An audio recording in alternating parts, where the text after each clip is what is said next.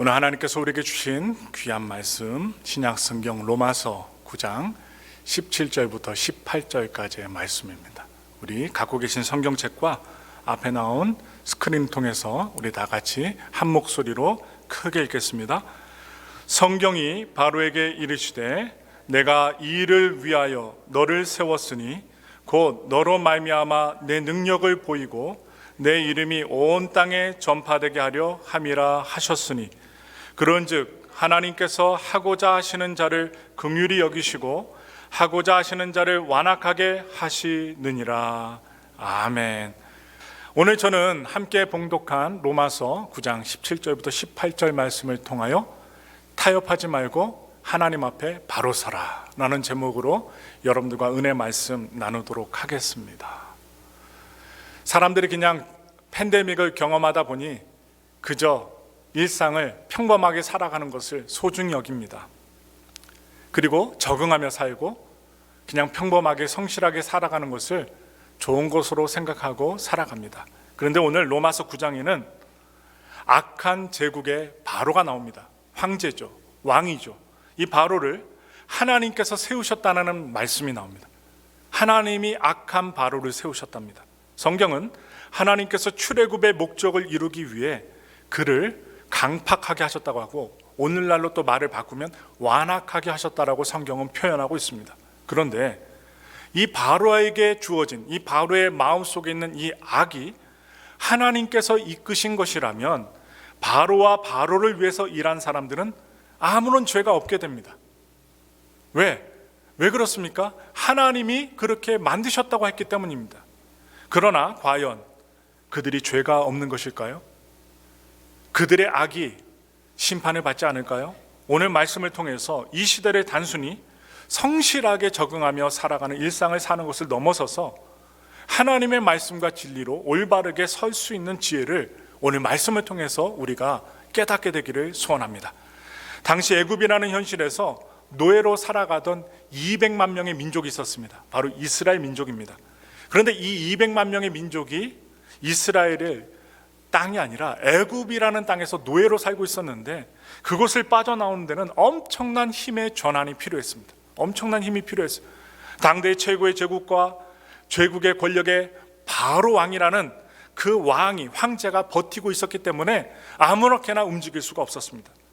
이런 상황에서 하나님께서는 하나님의 출애굽의 계획을, 하나님의 백성들을 이끌어내시고자 하시는 계획을 바로 모세에게 계획하시고 말씀하시고 알려주십니다. 우리 다 같이 출애굽기 6장 1절의 말씀을 읽겠습니다.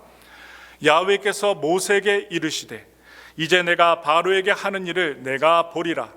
강한 손으로 말미암아 바로가 그들을 보내리라. 강한 손으로 말미암아 바로가 그들을 그의 땅에서 쫓아내리라. 아멘. 오랫동안 잠잠했던 하나님께서 바로 이스라엘 백성들을 위해 일하시기 시작하십니다. 바로 모세를 세우시고 그에게 계획한 바를 알려주십니다. 이런 상황에서 정말로 하나님은 모세를 세우시고 이끌어 주시는데 바로 하나님의 작정을 모세를 통해서 선포케 하시는 거예요. 하나님은 누구를 통해 일하십니까? 하나님의 사람을 통해서 일하시고 하나님의 사람을 통해 계획하시고 하나님의 사람을 통해서 선포하십니다. 그러나 그럼에도 불구하고 그들은 모세의 말을 듣지 않습니다. 하나님이 보내셨다는데도 의심합니다. 믿지 않아요. 출애굽기 6장 9절의 말씀 읽겠습니다. 모세가 이와 같이 이스라엘 자손에게 전하나 그들이 마음의 상함과 가혹한 노역으로 말미암아 모세의 말을 듣지 아니하였더라. 지금 듣지 않는 이유가 무엇입니까? 엄청난 노역을 하고 있기 때문에, 노예로서 노역을 하고 있기 때문에 가혹한 노역으로 말미암아 마음이 상했기 때문입니다. 마음이 상하여서 이 지도자 모세가 하는 말을 제대로 곧대로 듣지 못합니다. 바로 일상이 힘겨운 현실에 매몰되어서 이스라엘 백성들은 자신들을 위한 하나님의 계획과 말씀에 이 마음을 열지 못합니다. 우리도 마찬가지예요. 우리의 삶이 괴롭고 힘들면 하나님의 아주 유창한 말씀을 들을지라도 그 말씀이 잘 들어오지 않을 때가 있습니다. 남의 얘기 같습니다. 나를 위한 말씀이 아니라 다른 사람의 말씀으로 들려질 때가 있다는 거예요. 바로 우리 역시 마음이 상해 하나님께서 우리에게 행하실 출애굽의 역사를 우리도 기대하지 못할 때가 있다는 사실이에요. 출애굽이 가능하기 위해서는 바로 오늘 애굽의 왕이었던 바로 왕의 완악한 마음뿐만이 아니라 이스라엘 백성들의 상한 마음도 하나님께서 다루어 주셔야만 했습니다. 마음을 다루어 주셔야만 했어요. 오늘 설날이죠. 오늘 가족들이 좀 안 계신 분들, 형제들이 먼저 세상을 떠난 분들 마음이 씁쓸하실 거예요. 왜냐? 외롭기 때문에. 형제들이 있고 부모가 살아계시다면 전화 한 통이라도 해서 그 부모님의 음성을 듣고 마음이 훈훈해질 텐데, 선물이라도 보내고 말 한마디라도 감사하면서 마음이 훈훈해질 텐데, 이러한 형제들이 없다면 마음이 상하신 분도 계실 겁니다. 오늘 말씀을 들으시면서 하나님께서 그분들까지 마음을 위로해 주시기를 바랍니다. 그리하여 하나님께서는 어떤 계획을 이루시느냐? 표징을 통하여 바로와 이스라엘 백성들의 마음을 바꾸어주는 일들을 행하십니다. 이스라엘 사람들과 또한 강팍한 완악한 마음을 가지고 있었던 바로의 마음을 동시에 바꾸어 주시는 거예요. 바로 표징을 통해서 역사하십니다. 출애굽기 10장 1절부터 2절의 말씀 읽겠습니다. 야훼께서 모세에게 이르시되 바로에게로 들어가라. 내가 그의 마음과 그의 신하들의 마음을 완강하게 함은 나의 표징을 그들 중에 보이기 위함이며, 내게 내가 애굽에서 행한 일들 곧 내가 그들 가운데서 행한 표징을 내 아들과 내 자손의 귀에 전하기 위함이라. 너희는 내가 야훼인 줄을 알리라. 아멘. 왜 하나님께서 표징을 보여주십니까? 왜 기적과 같은 일들을 애굽 온 땅에 나타나게 하시는 것입니까? 바로 애굽의 모든 사람들과 이스라엘 사람들의 창조주 하나님이 누구냐? 하나님이심을 고백하며 보여주시기 위한 것입니다. 바로 하나님은 이미 우박재앙을 통해 바로의 마음을 흔들어 버렸어요. 무섭게 만드셨습니다. 마음이 약해진 바로는 자신의 죄를 이렇게 고백합니다. 출애굽기 9장 27절의 말씀입니다. 바로가 사람을 보내어 모세와 아론을 불러 그들에게 이르되 이번은 내가 범죄하였노라. 야훼는 의로우시고 나와 나의 백성은 악하도다. 지금 바로가 무엇이라 말합니까? 자신과 애굽의 온 백성이 악하다는 것을 인정했습니다.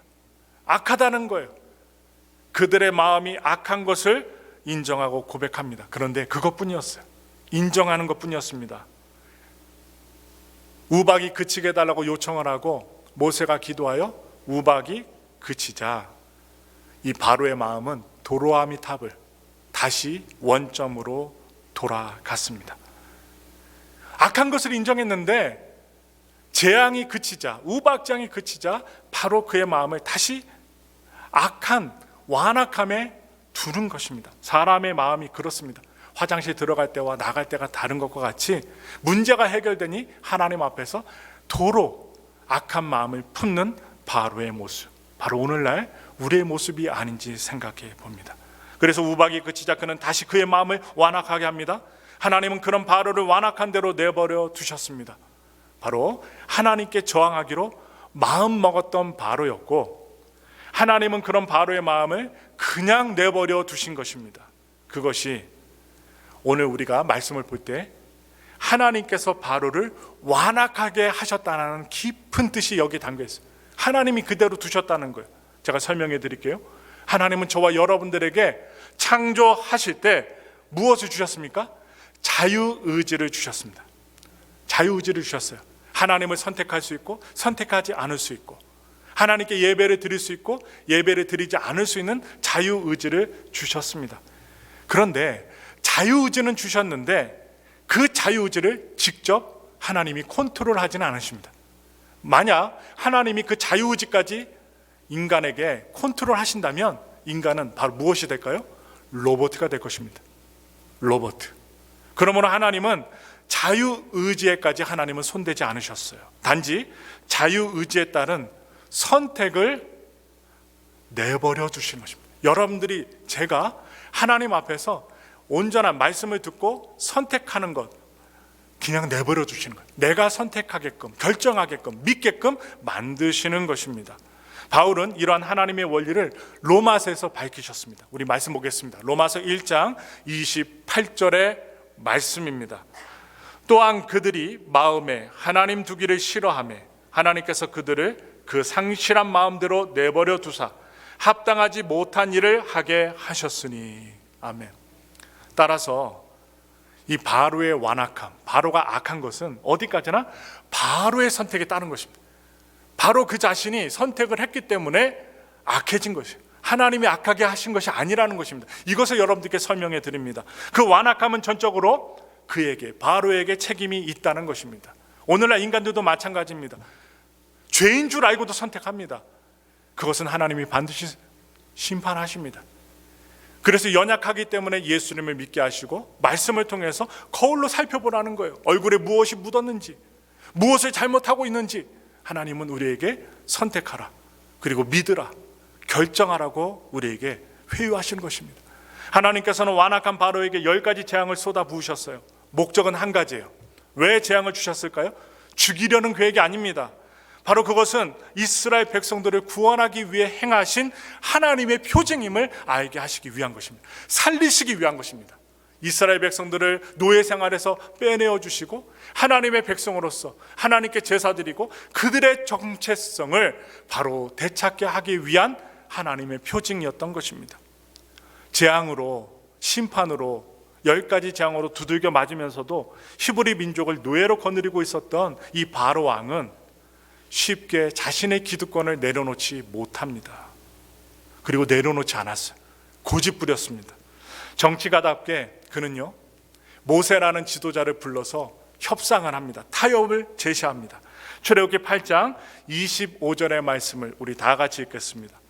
바로가 모세와 아론을 불러 이르되 너희는 가서 이 땅에서 너희 하나님께 제사를 드리라. 그는요, 너희의 원대로 하나님께 제사를 드리되 조건이 있어요. 이 땅 애굽에서만 제사를 드리라는 것. 타협하라는 말씀입니다. 그렇게 회유합니다. 하나님을 섬기는 것을 허락하는 관대한 제안 같지만 결국 깊이 말씀을 살펴보면 결국 애굽을 벗어나서는 안 된다는 거예요. 떠나서는 안 된다는 타협안을 제시합니다. 이스라엘 민족이 이 땅에서 자신의 종으로 여전히 바로왕, 태양의 신인 자신을 섬겨야 한다는 거예요. 떠나가서는 안 된다는 조건입니다. 모세는 그 제안을 가차없이 거절합니다. 왜냐? 하나님께 범죄함이기 때문에 거절합니다. 그러자 바로는 바로 다른 타협안을 제시합니다. 우리 보겠습니다. 출애굽기 8장 28절의 말씀입니다. 바로가 이르되 내가 너희를 보내리니 너희가 너희의 하나님 야훼께 광야에서 제사를 드릴 것이나 너무 멀리 가지는 말라. 그런즉 너희는 나를 위하여 간구하라. 지금 눈에 들어오는 구절이 있죠. 너무 멀리 가지는 말라는 거예요. 애굽을 떠나서 너희가 원하는 장소 광야에서 제사는 드리되 너무 멀리 가지는 말라. 이 말이 무엇입니까? 오늘날로 해석해 보면 적당히 믿으라는 거예요. 여러분들이 정말 성령 충만해서 새벽 예배도 나오고 수요 예배, 금요 기도회, 아니면 때때로 교회 열쇠가 있으셔서 교회 종종 나오셔서 기도 드리면 주변에 있는 사람들이 뭐라고 얘기해요? 너 좀 적당히 믿어라 그럽니다. 너 교회 미쳤니? 하나님께 미쳤니? 왜 이렇게 매일마다 교회당 가서 예배 드리고 기도하니? 하면서 어떻게 해요? 적당히 믿으라고 합니다. 이게 무엇입니까? 사단이 인간들을 회유하기 위해서, 지옥으로 끌고 가기 위해서 하는 회유책이 뭐냐? 적당히 믿으라는 거예요. 주일만 예배 드리는 거예요. 기도 많이 하지 말라는 거예요. 헌금 하나님께 적당히 드리라는 거예요. 하나님께 복을 받았고 하나님이 건강 주시고 하나님이 은혜 주셨음에도 불구하고 마귀는 우리의 마음속에 주일날 좀 늦으면 어떻게 해요? 좀 늦잠 자면 오늘 교회 제끼자, 예배 드리지 말자, 늦었는데 늦게 들어가면 사람들이 쳐다보니까 그냥 유튜브로 드리겠습니다, 그냥 오늘 하루는 제가 집에서 예배 드리겠습니다. 이게 무엇입니까? 적당히 예배 드리는 겁니다. 적당히. 사단이 신자를 회유하는 회유책과 똑같습니다. 하나님은 이후 3차례의 재앙을 내리십니다. 멈추지 않으셔요. 그 뒤에 모세와 아론이 다시 바로를 찾아갔어요. 출애굽기 10장 3절의 말씀을 읽겠습니다. 모세와 아론이 바로에게 들어가서 그에게 이르되 히브리 사람의 하나님 야훼께서 말씀하시기를 내가 어느 때까지 내 앞에 겸비하지 아니하겠느냐. 내 백성을 보내라. 그들이 나를 섬길 것이라. 모세는 백성을 보내지 않으면 메뚜기 재앙이 임할 것이라고, 더 큰 화가 임할 것이라고 바로 왕에게 자세하게 일러줍니다. 그냥 궁금하게 어떤 재앙이 임할 거야 이렇게 얘기한 것이 아니라 메뚜기 재앙, 온 산천 산하의 산과 그리고 나무와 그 이파리를 다 먹어치울 메뚜기 재앙이 임할 것이라고 경고해요. 그러자 바로가 또 타협안을 제시합니다. 타협하는 거예요. 여러분, 이 바로를 생각하실 때, 성경을 읽으실 때 한 단어만 생각하시면 돼요. 타협입니다. 타협. 출애굽기 10장 11절의 말씀 읽겠습니다. 그렇게 하지 말고 너희 장정만 가서 야훼를 섬기라. 이것이 너희가 구하는 바니라. 이에 그들이 바로 앞에서 쫓겨나니라. 아이들만 남기고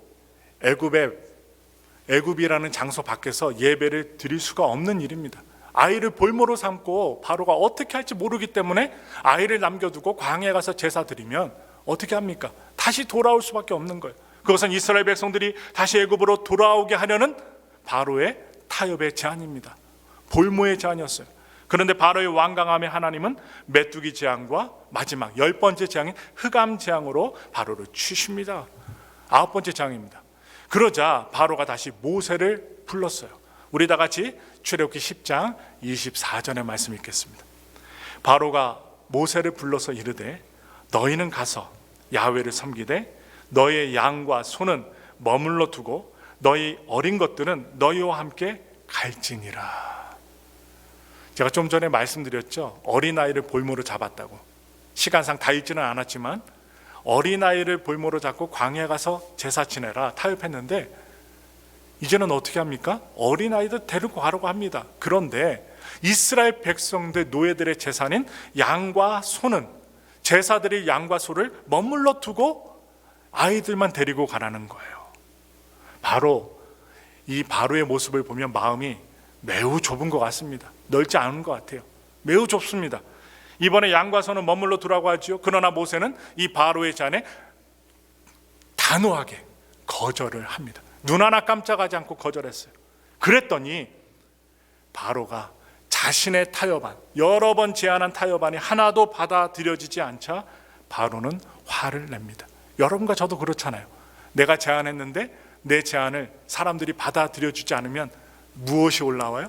화가 올라와요. 바로도 그랬습니다. 모세에게 내 얼굴을 다시 보는 날에는 죽을 것이라고 모세를 위협합니다. 하나님은요, 이제 모세에게 말씀하신 마지막 재앙, 장자를 치는 재앙만 남았음을 바로에게 명확히 말하라고 하십니다. 우리 말씀 보겠습니다. 출애굽기 11장 7절의 말씀이에요. 그러나 이스라엘 자손에게는 사람에게나 짐승에게나 개 한 마리도 그 혀를 움직이지 아니하리니 야훼께서 애굽 사람과 이스라엘 사이를 구별하는 줄을 너희가 알리라 하셨나니. 애굽에는 죽음의 신이 임하여서 그 문설주 문인방에 그 어린 양의 피를 바르지 않으면 다 죽게 되는데, 장자가 죽고 첫 번째 난 그 가축들이 죽게 되는데, 이스라엘 백성들 하나님 말씀에 순종한 어린 양의 피를 바른 그 이스라엘 땅, 고센 땅에는 사람이나 짐승이나 개 한 마리도 죽지 않는다, 움직이지 않는다라고 하나님이 알려주셔요. 하나님은 이제 분명히 이스라엘이 애굽과 구별되기를 원하셨습니다. 바로의 키워드, 아까 기억하라고 했죠? 타협입니다. 바로는 타협해요. 그런데 하나님의 키워드는 무엇이냐? 구별됨입니다. 세상과 구별된 삶을 살라는 거예요. 마귀가 제시하는 유혹과 구별된 삶을 살라는 것이 하나님의 키워드였습니다. 이 바로의 완악함에 맞서서 이스라엘 백성들은 거기에 타협하는 것이 아니라 구별되는 방향으로 가야 했습니다. 오늘 왜 우리가 예배드립니까? 구별된 삶을 살기 위해서 예배드리는 것입니다. 그리하여 하나님은 이 이스라엘 백성들에게 상징적인 행동을 요구하셨습니다. 행동하라는 거예요. 움직이라는 거예요. 그것은 어린 양의 피를 바르라는 것이었습니다. 움직이지 않으면 어떻게 문인방과 문설주에 피를 바를 수 있겠습니까? 움직여야만 합니다. 출애굽기 12장 13절의 말씀 우리 다 같이 읽겠습니다. 내가 애굽 땅을 칠 때에 그 피가 너희가 사는 집에 있어서 너희를 위하여 표적이 되리라.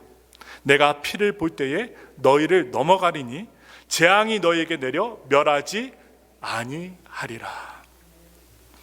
어린 양의 피가 있는 집은 살고요, 어린 양이 피가 없는 집은 재앙이 내려 죽게 됩니다.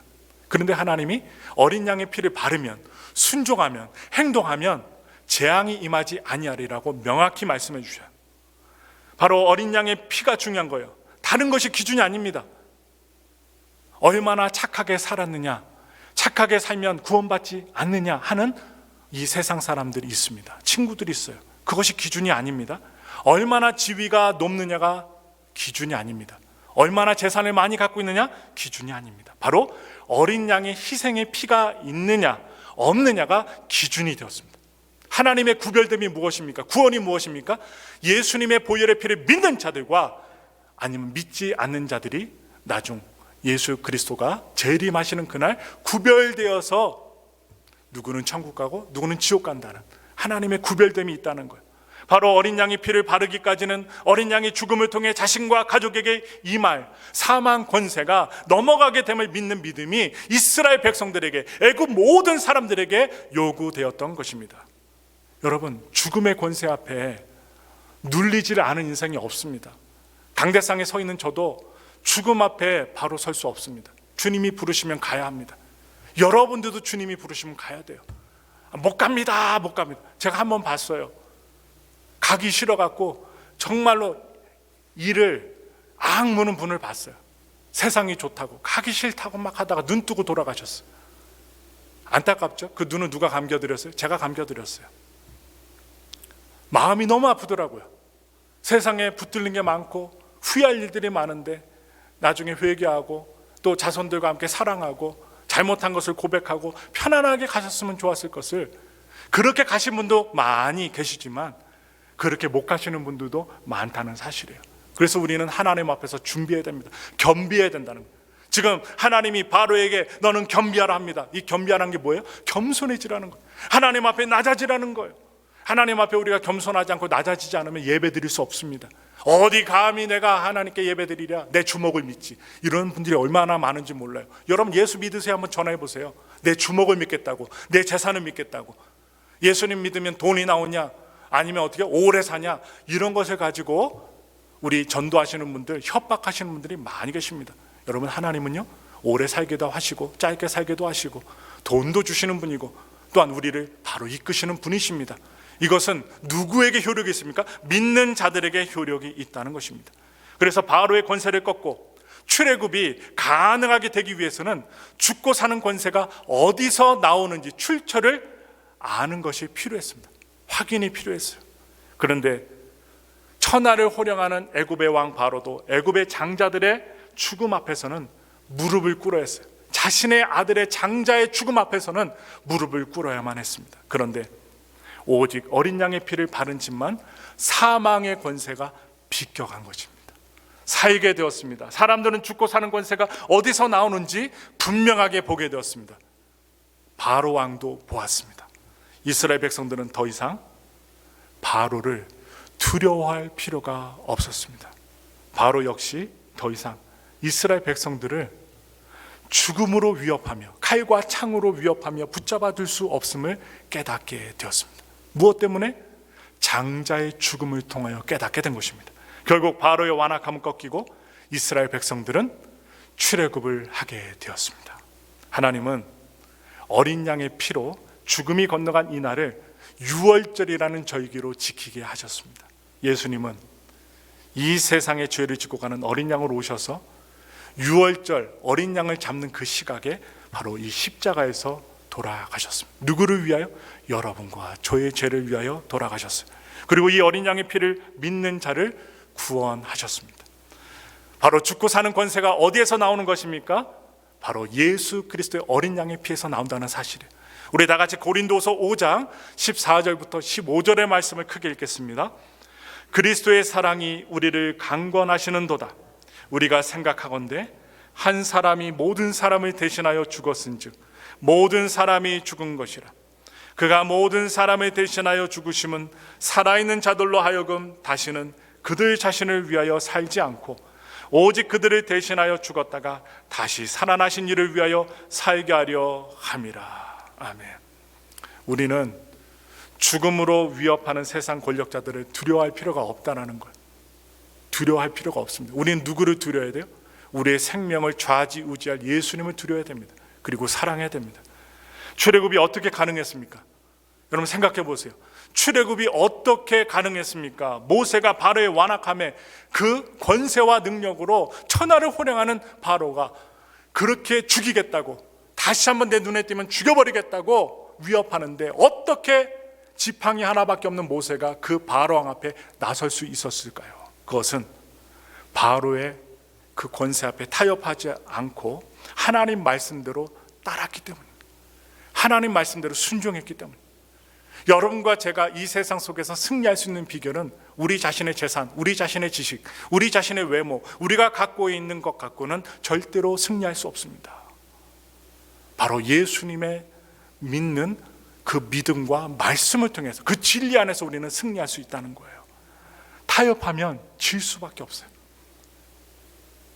예수님의 12제자 중에도 죽었던 제자가 있잖아요. 떠나갔던 가룟 유다처럼 타협하게 되면, 물질과 예수님을 바꾸게 되는 타협하는 그 가룟 유다는 결국 예수님 바깥으로 버림을 받게 되었고 죽임을 당하게 되었습니다. 여러분, 애국가의 그 현실이 아니라 구별됨의 방향으로 모세가 나아갔기 때문에 담대하게 하나님께 순종할 수 있었고, 또한 출애굽의 역사는 이루어질 수 있었습니다. 요즘 팬데믹이라는 단어가 이제 사라지고 있어요. 이 팬데믹이라고 말하는 고통스러운 현실에서 우리는 과연 어떻게 해야 출애굽할 수 있을까요? 지금 중요한 것은 교회가 더욱 진리 안에 굳건히 서는 것입니다. 목회자와 성도들이 하나님 말씀 앞에 바로 서야 합니다. 타협하면 안 됩니다. 아무도 안 보니까 하나님 용서해 주시옵소서, 그냥 물에 물 탄 듯 이렇게 살면 안 된다는 거예요. 하나님의 진리 앞에, 말씀 앞에 굳건히 서야 한다는 거예요. 목사로서, 권사로서, 장로로서, 안수집사로서, 집사로서 하나님 앞에 굳건히 바로 서 있는지 한번 오늘 말씀의 거울 앞에 한번 비춰보십시오. 여러분 자신, 다른 사람 볼 필요 없어요. 다른 교회 볼 필요 없어요. 내 자신 보는 거예요. 내가 하나님 앞에 바로 서 있는지 한번 보시기 바랍니다. 모세처럼 굳건히 서 있는지 아니면 바로처럼 타협하는 사람인지 한번 생각해 보세요. 우리는 거룩한 교회로 더욱더 구별되어야 합니다.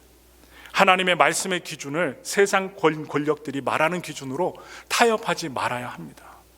그래야 출애굽이 가능해요. 출세상이 가능한 거예요. 구원받을 수 있다는 거예요. 그래야 하나님의 개입이 시작됩니다. 내 마음과 내 주장과 내 자존심을 딱 내려놓을 때 그때 하나님이 나의 문제 가운데 일하신다는 사실이에요. 하나님을 두려워하지 않는 권력은, 그 권세는 반드시 무너집니다. 이 세상의 독재자들을 보세요. 말로가 어땠는지 다 비참합니다. 히틀러를 비롯해서 스탈린, 그들의 말로는 아주 비참했습니다. 그러나 그들이 무너지기 위해서는 반드시 세상과 구별된 거룩한 공동체가 존재해야 된다는 거예요. 거룩하게 구별되어 하나님의 말씀을 선포하는 공동체가 없다면, 그리하여 하나님의 살아계심을 보여주는 공동체가 없다면 세상은 그 완악함을 거둘 이유가 없어지는 것입니다. 마지막으로 말씀드려요. 우리 한번 말씀 선포하며 주님 앞에 나가겠습니다. 모세가 이렇게 선포합니다. 출애굽기 14장 13절의 말씀입니다. 우리 다 같이 크게 읽겠습니다. 모세가 백성에게 이르되 너희는 두려워하지 말고 가만히 서서 야훼께서 오늘 너희를 위하여 행하시는 구원을 보라. 너희가 오늘 본 애굽 사람을 영원히 다시 보지 아니하리라. 아멘. 믿음으로 주님을 바라보면, 하나님 바라보면 하나님이 홍해수에 그 바닷물을 여신다는 거예요. 바닷길을 여신다는 거예요. 죽음이 코앞에 놓여 있는데, 문제가 문 앞에 있어서 바로 죽기 직전인데 주님을 믿음으로 바라보았더니 홍해가 갈라지는 역사를 주님께서 보여주시고, 이스라엘 백성들이 다 통과하기까지는 물이 침몰하지 못했으며, 그들을 죽이기 위해 따라왔던 애굽의 군사들이 들어왔을 때는 물이 수장되어서 그 눈으로 보았던 애굽의 군사들을 다시는 보지 못하겠다고 하나님이 말씀하셨고 그대로 진행하셨어요. 여러분, 단지 하루하루를 성실하게 사는 것이 중요한 것이 아닙니다. 지금은 깨어 있어서 시대를 분별하며 예수님을 믿는 진리 위에 분명하게 서 있어야 합니다. 분명하게 서 있지 않으면 혼동돼요. 언론 매체가 거짓말을 밥 먹듯이 합니다. 이 세상 모든 사람들이 거짓말을 밥 먹듯이 합니다. 무엇이 진리인지 무엇이 거짓인지 모르는 시대에 살고 있습니다. 교회 안에서도 왜 분란이 일어납니까? 원죄 때문에 사람들이 서로가 시기하고 질투하고 거짓말하고 잘못된 일을 행할 때 교회조차도 문제가 일어나고 분리가 일어나고 문을 닫게 되는 역사가 일어납니다. 그렇기 때문에 우리는 이러한 팬데믹 시대, 먹고 살기 힘든 세대, 지금 미국의 달걀 값이 올라가서 캐나다와 멕시코에서 밀수에 오는 사람들이 많대요. 여러분, 잘못 후아레스 30분, 20분 만에 갔다가 들어오실 때 달걀 잘못 사오시면 300불 벌금 물립니다.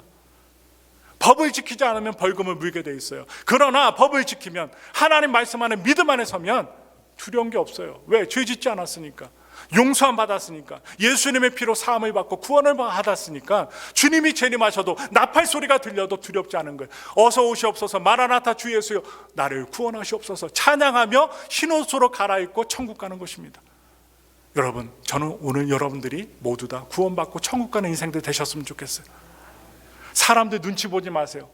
사람들이 내가 어떤 사람인가, 내가 어떤 차를 타고 다닐 때, 어떤 옷을 입을 때 나를 어떻게 볼까 보지 마시고, 내가 예수님 앞에 바로 서 있는가, 예수님이 과연 나를 어떻게 보실까, 나는 예수님의 말씀대로 바로처럼 타협하고 있는가, 아니면 모세처럼 순종하고 있는가, 구별된 삶을 살고 있는가, 과연 나는 출애굽할 수 있는 사람인가 한번 생각해 보시면서 2023년 우리의 소망을 하나님께 두고, 우리의 목표인 하나님께 소망을 두는 삶, 그 삶을 살아가시면서 하나님께 구원받은 믿음의 삶, 그리고 자유시민으로 하나님의 뜻 가운데 영광을 돌리는 하나님의 귀한 엘파소 순복음교회 성도들이 되시기를 예수님의 이름으로 축원합니다.